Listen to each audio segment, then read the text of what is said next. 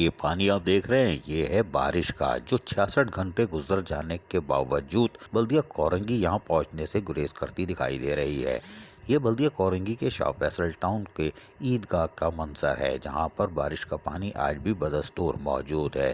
66 گھنٹے گزر جانے کے باوجود بلدیہ کورنگی یہاں پر نہیں پہنچی۔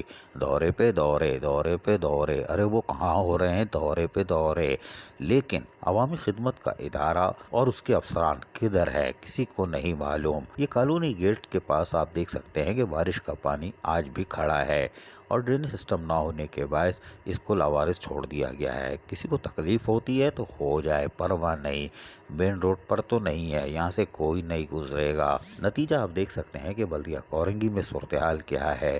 ایک طرف تنخواہوں کی عدم ادائیگی پر ملازمین پریشان ہیں، شہری الگ پریشان ہیں۔ ملازمین کا کہنا ہے کہ ہمیں 2 مہینے بعد تنخواہ دی جا رہی ہے۔ تنخواہ عید ایڈوانس کے طور پر 19 جولائی کو ادا کی گئی تھی، لیکن آج تقریباً 2 ماہ ہونے والے ہیں اور یقینی طور پر 2 ماہ بعد جب تنخواہ دی جائے گی تو ملازمین کا جلوس ہی نکلے گا۔ ملازمین ایک طرف پریشان، دوسری طرف شہری پریشان۔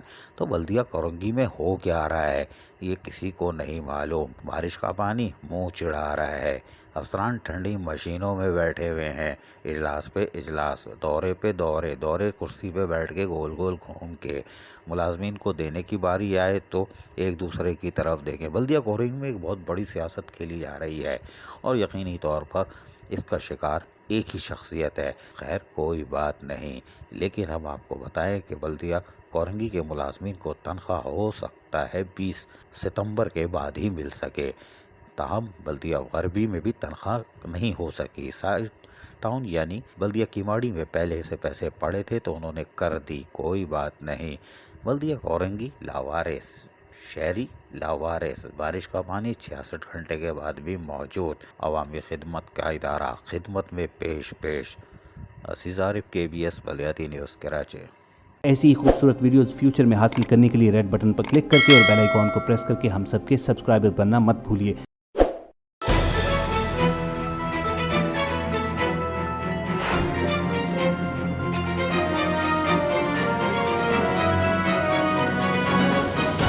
KBS بلدیاتی نیوز۔